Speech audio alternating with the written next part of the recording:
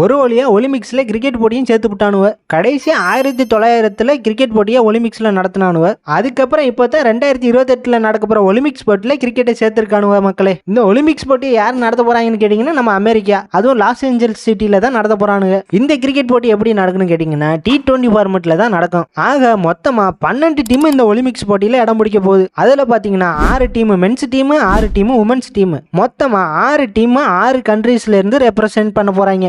மொத்தமாவே 4 கண்டம் தானே இருக்கு, நீ 6ங்கிற 6 டீம் எப்படி எடுப்பாங்கன்னு கேட்டீங்கன்னா மொத்தமா 4 கண்டத்துல இருந்து ஒவ்வொரு டீமை செலக்ட் பண்ணிடுவாங்க. அதாவது எந்த கண்ட்ரில எந்த டீம் ஹையஸ்ட் ரேங்கிங்ல இருக்கோ அந்த டீம் வந்து செலக்ட் பண்ணிடுவாங்க. இப்போ உதாரணமா பாத்தீங்கன்னா நம்ம ஏசியன் கண்ட்ரில இருந்து நம்ம டீம் இந்தியா டாப் ரேங்கிங்ல இருக்கிறதுனால நம்ம டீம் இந்தியா தான் அந்த ஏசியன் கண்ட்ரீஸ்ல இருந்து விளையாட போற ஒரு டீம். அதே மாதிரி ஒசோனியாவில் ஆஸ்திரேலியன் டீம் தான் டாப் ரேங்கிங்ல இருக்கு, அதனால ஆஸ்திரேலியன் டீம் தான் இடம் பிடிக்கும். அதே மாதிரி மிச்சம் இருக்கிற 2 கண்ட்ரீஸ்ல இருந்து எந்த டீம் டாப் ரேங்கிங்ல இருக்கோ அந்த 2 டீமும் செலக்ட் ஆகும், இந்த ஒலிம்பிக்ஸ்ல இடம் பிடிக்கும். இப்ப கன்ஃபார்மா நம்ம இந்தியாவும் ஆஸ்திரேலியாவும் செலக்ட் ஆகிருக்கிறது உறுதி தான். ஆக 4 கண்ட்ரீஸுக்கு 4 டீம் செலக்ட் ஆயிடுச்சா, மீதி இன்னும் 2 டீம் இருக்கு. அதுல ஒரு டீம் நம்ம அமெரிக்காக்காரன் இந்த ஒலிம்பிக்ஸை நடத்துறதுனால நாங்க நேரடியா தகுதி பெறுவோம்னு ஒரு டீம் இறக்குறான் யூஎஸ்ஏல இருந்து. ஆக மொத்தம் 5 டீம் ஆச்சா, இன்னும் ஒரு டீம் பேலன்ஸ் இருக்கு.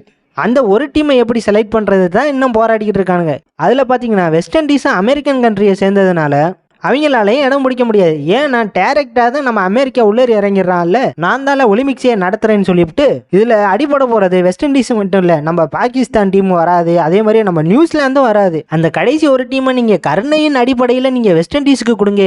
அவங்க ஐசிசி டோர்னமெண்ட்லாம் விளையாண்டாங்கன்னா வேற மாதிரி இருக்கும். இன்டர்நேஷனல் மேட்ச் விளையாண்டு ரொம்ப நாள் ஆச்சு வெஸ்ட் இண்டீஸ், நாம பார்த்து ரொம்ப நாள் ஆச்சு. கருணையில் அடிப்படையில் அவர்களுக்கு ஒரு வாய்ப்பு கொடுத்தீங்கன்னா நல்லா இருக்கும் பாக்குறதுக்கு. நீங்க என்ன நினைக்கிறீங்க, இன்டர்நேஷனல் மேட்ச் வெஸ்ட் இண்டீஸ் விளையாண்டா எப்படி இருக்குன்னு கமெண்ட் சொல்லுங்க. அப்புறம் நம்ம சேனலை சப்ஸ்கிரைப் பண்ணிட்டு சப்போர்ட் பண்ணுங்க மக்களே. அடுத்த வீடியோல பார்ப்போம்.